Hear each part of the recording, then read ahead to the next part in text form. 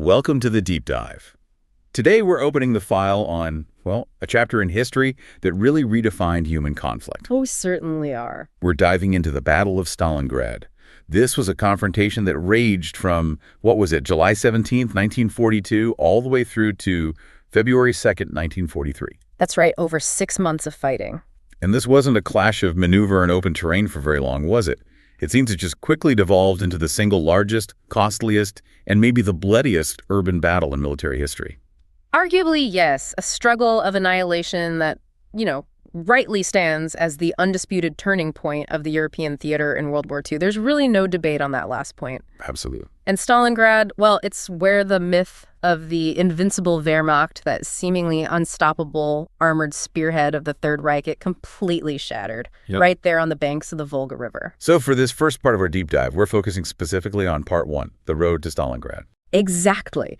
Our goal today is to trace that journey from the supreme German confidence in the summer of '42 through the initial very rapid advance of Operation Case Blue. Which seemed unstoppable at first. It did, but then we look at the crucial logistical and strategic missteps that really plagued the Axis command. And on the other side, the desperate, total Soviet mobilization that set the stage for what became an urban inferno. Right. Our mission today is pretty straightforward then. We need to unpack the high-stakes objectives of Case Blue, analyze that rapid, yet, as you said, deeply flawed initial German progress, and examine the brutal first clashes that, well, irrevocably transformed what was meant to be this grand strategic operation into a grueling city-focused fight for survival. That's the core of it. But before we even get to the armies marching, we have to understand why this specific place, this city on the river, Stalingrad, why it mattered so intensely to both sides, to Hitler and to Stalin. Absolutely essential context. The strategic importance of Stalingrad was, well, it was manifold. It reached far beyond just its dot on the map. Firstly, you have to remember it was an industrial powerhouse. Right, a major manufacturing center. One of the largest in the entire Soviet Union.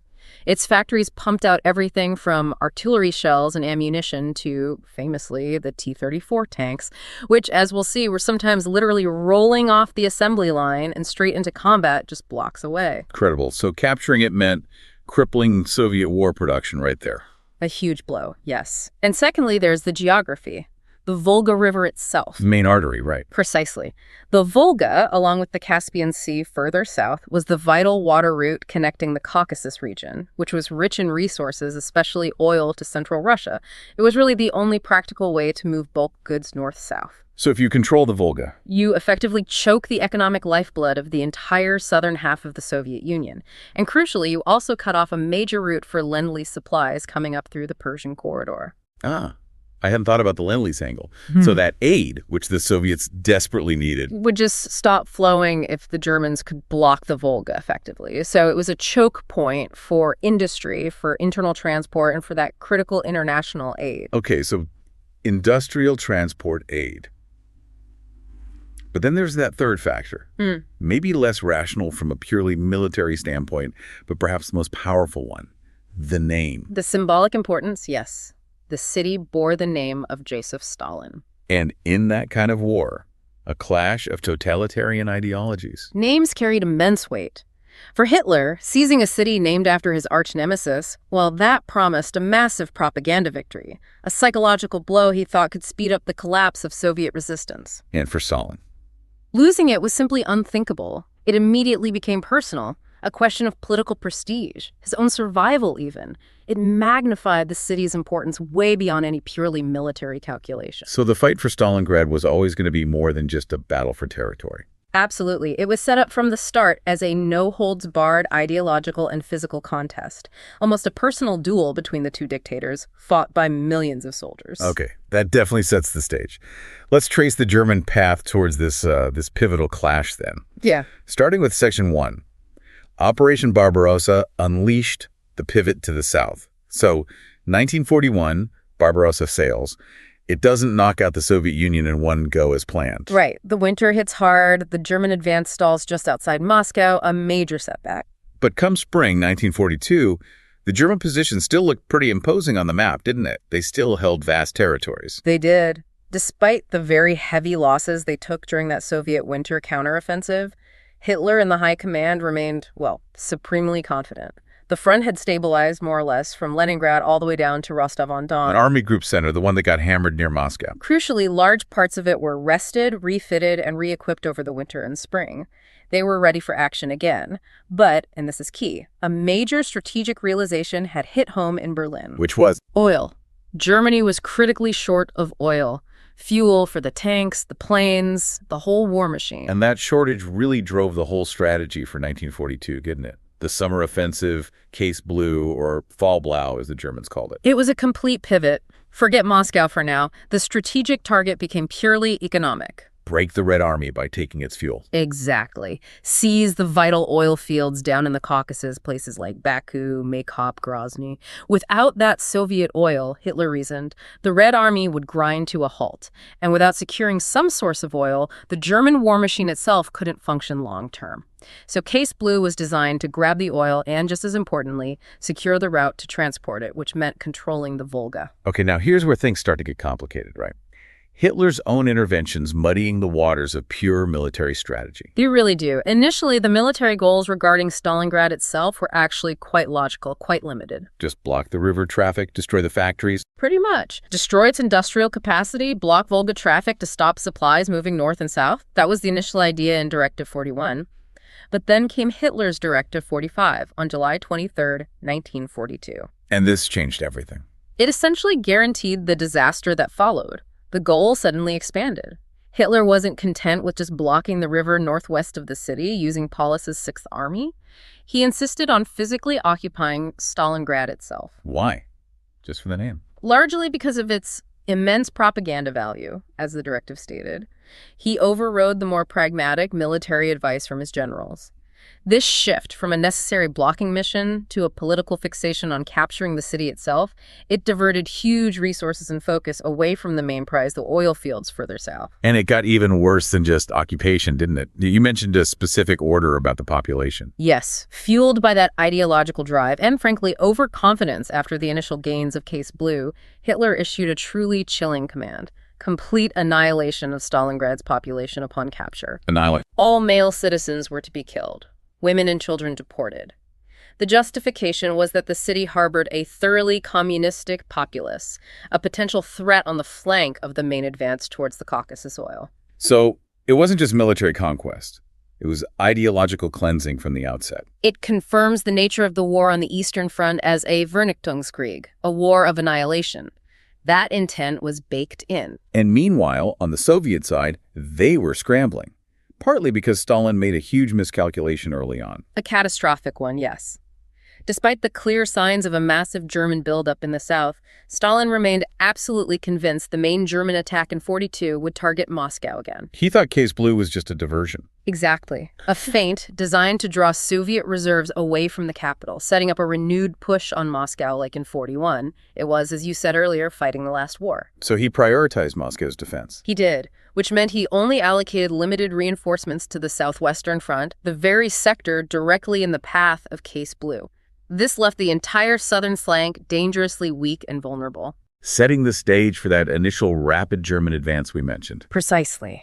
The Germans were poised to exploit this lack of prepared defense with a lightning-fast push, which leads us right into the operational phase. Okay, Section 2. Toward the Volga, the Case Blue advance, and tactical errors. The plan itself, Case Blue, it was audacious, wasn't it? A swift sprint across those huge southern steppes. Devastatingly swift, that was the idea. Break Soviet cohesion quickly, and initially it involved a massive concentration of force. 4 powerful German armies. Which ones were they? You had the 6th Army under Paulus, the 17th Army, the 4th Panzer Army under Hoth, and the 1st Panzer Army under von Kleist. A tremendous combined force. But almost immediately, things started to go wrong because of command decisions. Yes. The core tactical failure emerged right at the start. Hitler intervened personally and split the Unified Army Group South into 2 separate commands, Army Group A and Army Group B. Why was that split so damaging? It fundamentally compromised the German doctrine of Schwerpunkt, concentrating overwhelming force, especially armor, at a single decisive point. By splitting the objectives and the forces, they diluted that punch. So what were the missions for these 2 new army groups? Okay, Army Group A, under Field Marshal Wilhelm List, got the main strategic prize. drive deep south, seize the Caucasus oil fields, aim for Baku. This group got the powerhouse mobile units, the 17th Army and von Kleist's 1st Panzer Army. And Army Group B. Army Group B, under General Maximilian von Weichs, was directed east. Their job was to secure the flank along the Don River and push towards the Volga and Stalingrad. This group included Paulus's 6th Army, which was primarily infantry-heavy, and Hoff's 4th Panzer Army. An infantry-heavy army assigned to take a major city and hold a long river line. That sounds like a mismatch. It was. The 6th Army was slower, its logistics geared more towards manpower than the massive fuel demands of panzer armies. It was better suited for the original blocking mission, not a rapid assault on a sprawling city that would need continuous armored support. And Hitler's focus was still on the oil, right? We mentioned that. Absolutely. He famously declared, "If I do not get the oil of Maykop and Grozny, then I must liquidate this war." The urgency for oil was immense. But trying to achieve two massive, diverging strategic objectives, Caucasus oil and Stalingrad simultaneously with split forces, it was strategic overreach. Pure folly. Like trying to fight two separate wars at the same time with the resources for one? That's a good way to put it. And the harsh realities of the Eastern Front's logistics immediately magnified these command errors. There were delays right from the start. Like the siege of Sevastopol. Exactly. Sevastopol held out much longer than expected, tying up significant German and Romanian forces until early July. That pushed back the start date for Case Blue several times. But the really critical delay, the one that gave the Soviets that crucial breathing room, was self-inflicted, wasn't it? Related to the 6th Army's initial success. Yes, this is almost unbelievable when you look back. The 6th Army's initial push towards the Don was actually too successful, too fast. It broke through Soviet lines quicker than anticipated. And Hitler reacted how? He made another snap decision, another disastrous intervention. He briefly thought the 6th Army was doing so well it could probably handle reaching Stalingrad on its own. So he temporarily diverted Hoth's 4th Panzer Army south to help Army Group A with the Caucasus push. Wait, he sent the tanks needed for Stalingrad away from Stalingrad? For a short period, yes. Reinforce the main effort for oil was the thinking. But then, just a few days later, he changed his mind again. He realized the 6th Army was starting to hit stiffer Soviet resistance as it got closer to the Don River crossings. So he ordered the 4th Panzer Army back towards Stalingrad. Correct. Turn around, head back east, support Paulus. This constant flip-flopping, this micromanagement from hundreds of miles away, it caused immediate and spectacular logistical chaos on the ground. Describe that chaos. A week-long traffic jam, you said. Imagine those primitive Russian roads, often just dusty tracks baked hard by the summer sun. You've got the supply trucks, the marching infantry, the heavy artillery columns of the 6th Army all trying to move east. Right. Now, suddenly, trying to come back against that flow or cut across it to push east again, you have the tanks, the fuel trucks, the mobile workshops of the 4th Panzer Army. And mixed in are the supply columns for the 1st Panzer Army still trying to head south. A complete nightmare. Total gridlock. A catastrophic bottleneck. The 4th Panzer and 1st Panzer armies literally choked the critical roads and river crossings. Movement ground to a halt. Commanders on the ground spent days, precious days, trying to untangle thousands of vehicles, trying to prioritize fuel, getting to the tanks, trying to clear the way. And this chaos delayed the final push on Stalingrad by how long? Estimates vary, but the consensus among historians, based on German records, is at least 1 week. A full week lost. And what does a week mean in this context for the Soviets defending Stalingrad? It means absolutely everything. That lost week was a priceless gift the Germans handed the Red Army. It gave Stalin and his Stavka, the high command, just enough time to rush reserves from deep in the interior, to start organizing the civilian population for defense work, digging trenches, anti-tank ditches. Strengthening the defenses that were initially quite weak. Exactly. It gave the Red Army a chance to breathe, to regroup, to deploy units that otherwise would have arrived too late after the Germans were already in the city outskirts. That week might have been the difference between a quick capture and the protracted slaughter that followed. So by the end of July, despite these delays, the Germans do push the Soviets back across the Don River. But this deep advance creates another major problem, doesn't it? The flank. A secondary but ultimately fatal vulnerability, the northern flank. As Paulus's 6th Army drove deeper and deeper towards the Volga, its left flank stretched longer and longer. And their supply lines. became incredibly long and tenuous.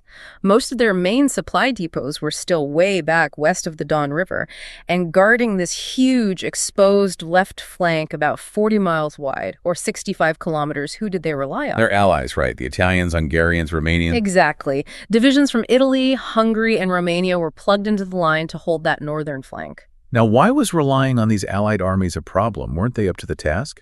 Well, their capability, their training, and especially their equipment varied enormously. Many of these Allied divisions were stretched incredibly thin, holding very long sections of the front with not enough men. Okay. And their critical weakness, which the Soviet command noted very carefully, was a severe lack of modern, effective anti-tank weapons. They just couldn't stop Soviet tank attacks reliably. So the Germans viewed them as second tier. Generally, yes. The German High Command tended to see them as adequate for holding quiet sectors, basically garrison duty, but not really capable of withstanding a major, coordinated Soviet offensive, especially one involving armor. So you have this picture forming. The Germans concentrate their absolute best forces, the 6th Army and 4th Panzer Army, into this narrow spearhead aimed at Stalingrad, while leaving this increasingly vast and vulnerable northern flank guarded by weaker, poorly equipped Allied troops. That just sounds like a disaster waiting to happen. It's a profound strategic gamble born out of the desperate need to push forward quickly, both to Stalingrad and the Caucasus. They sacrificed flank security for speed and concentration at the point of attack. It created the perfect conditions for the strategic trap the Soviets would later spring. Right, so as the Germans are barreling towards the Volga, dealing with their own created chaos, the Soviets are scrambling in this desperate, almost existential way to prepare. Which brings us to Section 3, Defenders of the Motherland Mobilization and Order Number 227. A very different kind of operation unfolding on the Soviet side. The dawning realization of the German objective Stalingrad itself finally galvanized Stalin into action. Who was put in charge of the defense? General Andrei Yeryomenko was given overall command of the Stalingrad front. He was assisted by the political commissar, Nikita Khrushchev, who played a key role in motivation and, well, enforcement. The commitment from Moscow was absolute. Hold the city, no matter the cost, regardless of casualties. And inside the city itself, the man given the impossible task was Lieutenant General Vasily Chukov. That's right. He took command of the crucial 62nd Army, which was formally established in early September, right as the Germans were closing in. Chukov immediately understood the nature of the fight he was facing. His famous declaration really set the tone. What did he say? "We will defend the city or die in the attempt," and he meant it literally.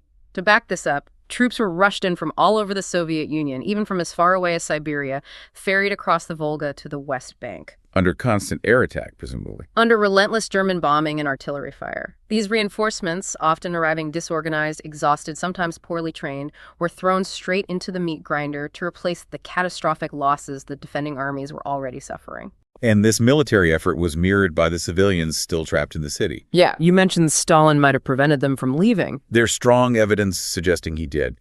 The logic, however brutal, was that soldiers would fight harder, be less inclined to retreat, if they knew their own families, their own people were right behind them, trapped in the city. So the civilians became hostages to boost morale, in a way. A grim calculation, yes. And as a result, tens of thousands of civilians, women, children, the elderly, were immediately mobilized, put to work digging endless miles of trenches, anti-tank ditches, building rudimentary fortifications around the city's perimeter and within its neighborhoods. But even this wasn't enough for Stalin's level of control, was it? To guarantee no retreat, he brought in that infamous order, Order Number 227. Ah, yes, not one step back.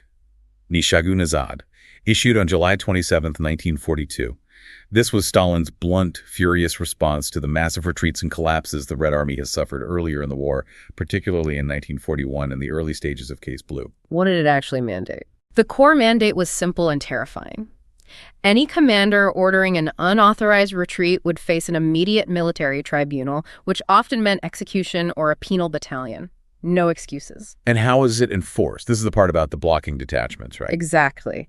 The mechanism of enforcement showed the raw coercive power of the Soviet state. Special blocking detachments were formed. These were often units from the NKVD, the secret police, but sometimes just regular army units given this specific grim task. And their job? Their job was to position themselves behind the frontline Red Army troops. They were there to prevent any soldiers from deserting, retreating without orders, or even just straggling. And if necessary, they would shoot their own men. They had orders to use lethal force to stop unauthorized retreats, turn their machine guns on their own comrades if that's what it took to hold the line. That's just staggering. Do we have any idea how many soldiers were affected by this during the Stalingrad battle? We have some Soviet-era data, which needs to be viewed carefully, but it gives a sense of the scale. Between the start of the battle, around late July and mid-October 1942, the blocking detachments just on the Stalingrad and Don fronts reportedly detained over 51,000 soldiers. 51,000? What happened to them? The records say most of them, the vast majority, were actually just returned to their units. So in a way, the threat worked to keep units cohesive. But the sharp end was brutal. During that same period, those detachments executed 980 men on the spot for cowardice or desertion. Another 1,349 were sent to penal companies. Penal companies. Basically suicide squads. Essentially, yes. Strafbats. Units used for the most dangerous tasks, like clearing minefields by walking through them or spearheading hopeless attacks. It was a way to redeem oneself through almost certain death. It's just raw coercion. Yet, you mentioned earlier, paradoxically, some Soviet veterans actually reported feeling a strange kind of relief because of Order 227. How does that make sense? It's a complex psychological point, but it comes up in some memoirs. For soldiers who had lived through the absolute chaos, the panic, the collapsing fronts of 1941, Order 227, as terrifying as it was, provided a horrible kind of certainty. Certainty. Yes. It eliminated the ambiguity. It removed the option, the temptation of retreat. You knew exactly where you stood. You fight here or you die here, possibly shot by your own side. For some, that brutal clarity, that elimination of choice actually stiffened their resolve. There was literally nowhere to go but forward into the enemy or stay put. A grim form of focus then. And the defense wasn't just the regular army and these coercive measures. There was also this ad hoc mobilization. Absolutely. The entire city became part of the war effort. Beyond the Red Army soldiers, you had the rapid formation of workers' militias. These were made up of anyone who could hold a rifle factory workers not deemed essential for production, staff from the local university, even students. Trained. Equipped. Often barely trained and equipped with whatever was available, sometimes old Mosin-Nagant rifles from the last war, or just grenades and Molotov cocktails. But they fought with incredible ferocity, defending their own streets, their own homes. And that brings us to that incredible story about the Stalingrad tractor factory. It really captures the desperation. It's one of the defining anecdotes of the battle's early stages. The Dzerzhinsky tractor factory, the main producer of T-34 tanks, kept working literally until the German shells were landing in the factory yard. They were still building tanks as the Germans approached. Building them and assembling them from whatever parts they had left. Sometimes they didn't even have time to paint them. They rolled off the line in primer gray. As soon as a T-34 could move and fire its gun, it was crewed, often by factory workers themselves. Not regular tank crews. Sometimes, yes. Sometimes whoever was available who knew the basics. And they would drive it directly from the factory floor across maybe a few city blocks straight into the front line. And you mentioned they often lacked gun sights. How on earth did they aim? Because installing and calibrating the complex gun sights took time they didn't have, the crews often had to aim at point-blank range.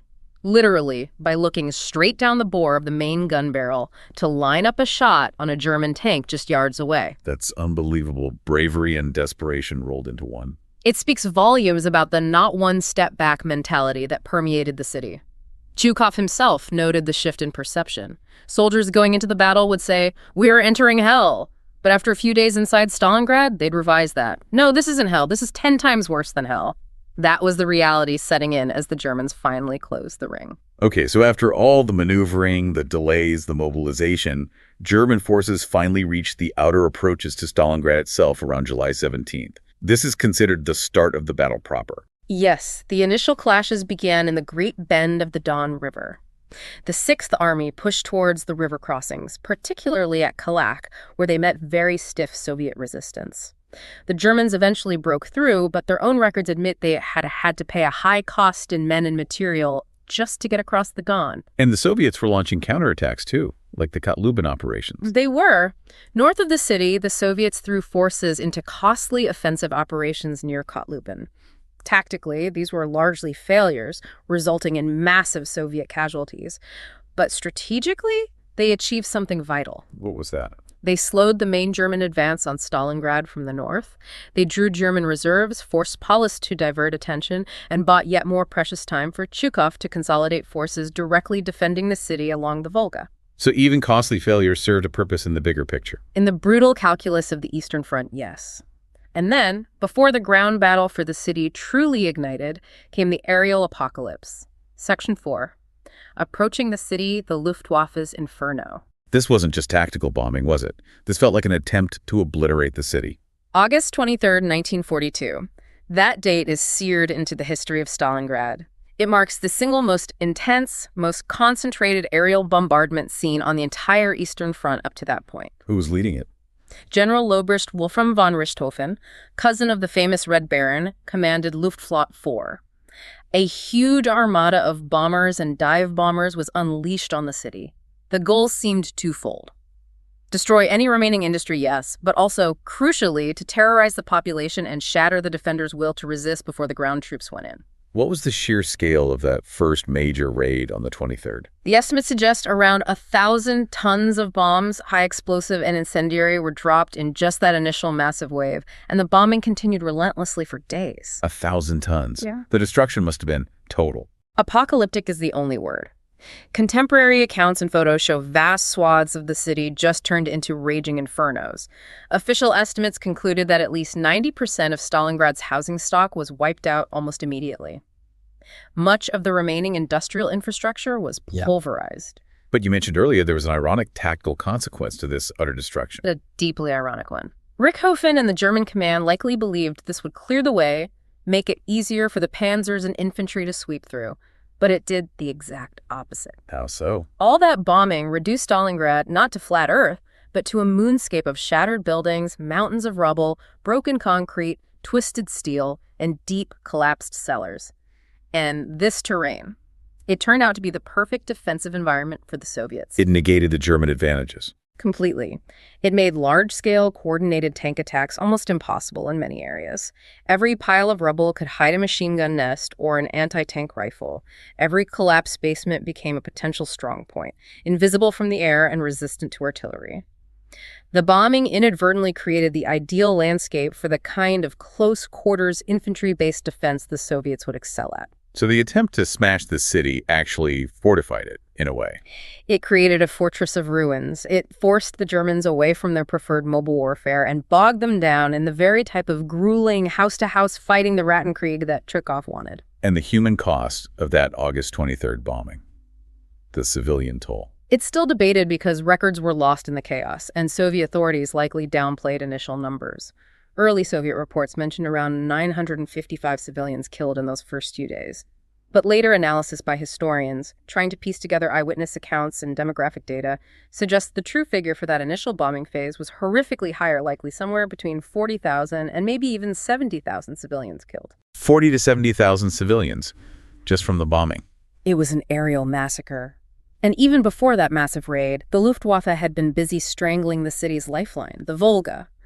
In the week leading up to August 23rd, they'd sunk some 32 Soviet ships on the river, severely hampering the flow of reinforcements and supplies getting across. And on that same terrible day, August 23rd, the German ground forces made their breakthrough to the river itself. Yes, while the city burned behind them, elements of the German 16th Panzer Division achieved a rapid thrust eastward. They punched through the northern defenses and reached the Volga riverbank in the northern suburbs areas like Latyshanka, Rhynok, and right near the critically important Stalingrad tractor factory. So they had achieved a key objective, reaching the Volga, cutting off the city from the north. They had effectively reached the river and split the Soviet 62nd Army, defending the city's center from the 64th Army further south. A major tactical success for the Germans. But the resistance they met, right there, at the northern edge, gave a foretaste of what was to come, didn't it? The story of the anti-aircraft regiment. Indeed, a remarkable example of that desperate, all-in Soviet defense. One of the very first units to directly confront the tanks of the 16th Panzer Division as they broke through was the Soviet 177th Anti-Aircraft Regiment. An AA unit fighting tanks. Exactly. They were equipped with anti-aircraft guns, 37mm cannons primarily designed to shoot down planes, not engage panzers head-on. But they lowered their guns and fired directly at the German armor. And the crews weren't typical frontline soldiers. This is what makes it stand out. While there were male soldiers serving the guns, many of the crucial support roles, the crews operating the directors, the rangefinders, communications, command posts, were staffed largely by young women, many straight out of school or university. Women fighting panzers with AA guns, did they have any success? Amazingly, yes. The 6th Battery of the 177th fought with incredible tenacity against overwhelming odds. Soviet accounts claim they destroyed or disabled 28 German tanks in that initial engagement before being overrun. While the number might be debated, the fact they stood and fought is undeniable. What do the Germans think of this? It clearly made an impression. The official war diary, the history of the 16th Panzer Division itself, makes specific note of this encounter. It records their surprise that the tenacious gun crews fighting them so effectively had in part included women. That's quite an admission, a real preview of the kind of total resistance they were walking into. Absolutely. A foretaste of the depth, the unconventional nature, and the sheer unyielding resolve of the defense the Wehrmacht was about to get bogged down in within the city's ruins. They'd reached the Volga, yes, but they'd stepped directly into a trap made of rubble, fire, and human desperation. We've crossed that Rubicon of fire, then. We arrive now at Section 5, crossing the Rubicon of fire house to house and the Rat War prelude. The German 6th Army is on the Volga. They've split the Soviet 62nd and 64th Armies. Victory seems close. On paper, perhaps, but the reality on the ground immediately shifted. This wasn't the end of the campaign. It was the beginning of something far, far worse than the mobile warfare they expected. The battle instantly devolved into grinding attrition. The kind of fighting the German army wasn't really built for? Exactly. It was horrific, close-quarters combat. There's a quote from a German officer's letter found later that captures the shock perfectly. He wrote, "We are fighting like madmen, but cannot reach the river. The whole war for France was shorter than the fight for one Volga factory." The pace just collapsed, from miles per day to maybe yards per week. Or even yards per day, fighting for single buildings. The opening moves into the city outskirts took an immediate, devastating toll, especially on the Soviet defenders who were already weakened. How badly hit was Chukov's 62nd Army by this point? By around September 12th, just as the main assault on the city center was beginning, Chukov's 62nd Army, the primary force holding the line inside Stalingrad, was reduced to a shadow.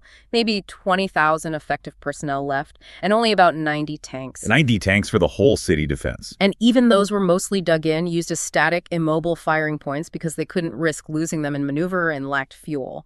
Reinforcements were desperately needed, ferried across the Volga every night under horrific bombardment, often taking 50% casualties just getting to the West Bank. This level of constant, intense violence must have shattered anyone's previous ideas about war. Even for hardened veterans, we have accounts, like one from a Soviet female soldier reflecting on it.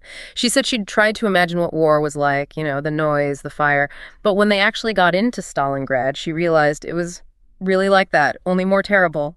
The sheer savagery, the lack of any safe rear area, the constant, intimate proximity to death induced a state of terror few had ever experienced. And the Germans coined a term for this new kind of urban hell, didn't they? They did. As the battle for the city proper began in earnest around September 13th, the German soldiers, accustomed to sweeping advances, were horrified by this unseen enemy lurking in the ruins. They called it Rattenkrieg. The Rat War. Rattenkrieg. It wasn't just a throwaway nickname. It perfectly described the tactical nightmare they faced. It meant fighting underground in sewers and basements, fighting through interconnected buildings, blasting holes through walls to advance room by room. Snipers were everywhere. Combat was measured in inches gained, often at terrible cost. And their usual advantages didn't work here. Air power, tanks. Largely negated. Air support was difficult to call in accurately when friend and foe were meters apart. Heavy tanks couldn't navigate the dense rubble fields easily and were vulnerable to close-range anti-tank weapons. The Rattenkrieg neutralized German technological superiority. And Chukov, the Soviet commander, developed a specific tactic to maximize this German disadvantage, hugging the enemy. A desperate but absolutely brilliant tactical adaptation. Chukov realized the Germans relied heavily on their artillery and Luftwaffe dive bombers to smash resistance before the infantry moved in. So he issued a simple, stark order. Keep your frontline positions as physically close to the German positions as humanly possible. How close? Sometimes literally just the width of a wall separating them, or one floor above or below in the same shattered building. Keep hugging the enemy forward elements at all times. Why? What was the logic? Purely pragmatic and deadly. If the Soviet front line was that close to the Germans, then German artillery couldn't shell those Soviet positions, and the Luftwaffe couldn't bomb them without a very high risk of hitting their own troops. So the Soviet soldier basically became a human shield against German firepower.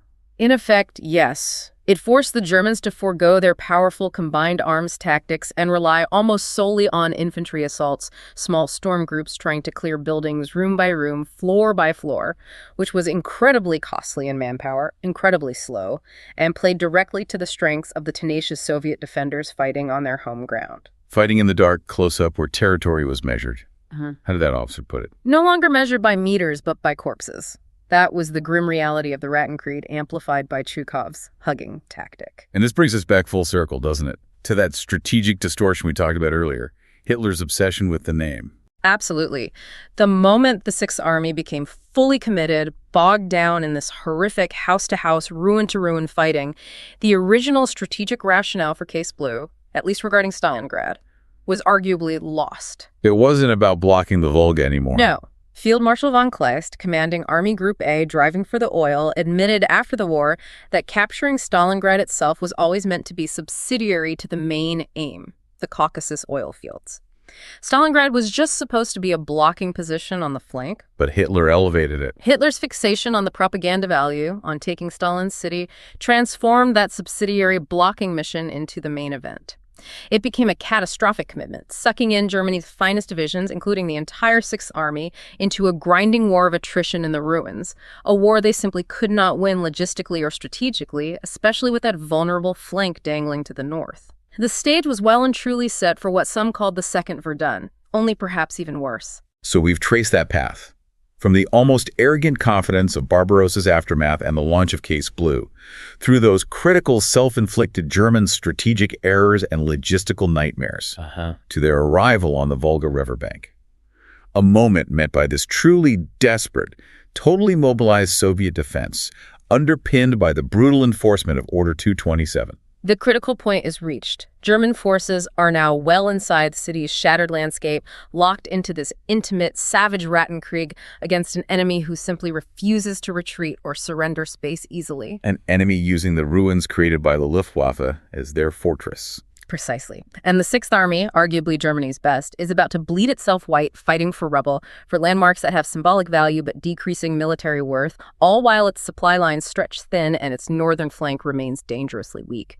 This is the moment the battle shifts from maneuver to pure, agonizing attrition. So next time, we plunge right into the heart of that urban inferno. The relentless, iconic struggles for places like Mamayev Kurgan Hill, the legendary defense of Pavlov's house, the brutal fighting in the factory district, the Red October plant, the barricaded gun factory, the tractor factory. And we'll look deeper into how Chukov's specific tactics, like hugging the enemy and using small mobile storm groups, really defined the fighting and started to turn the tide yard by bloody yard. Sounds intense. But maybe leave our listeners with this thought until then. The German Sixth Army, universally seen at the time as perhaps the finest field army in the world, the very spearhead of the Third Reich, its ultimate fate, its annihilation, wasn't just sealed in the November snows around Stalingrad. Was it possibly decided, or at least heavily influenced, by that seemingly minor week-long traffic jam back in July, caused by poor roads and contradictory orders? How often really does the mundane reality of logistics, a few bad roads, a poorly timed order, actually determine destiny? More so than grand strategy or firepower, something to consider.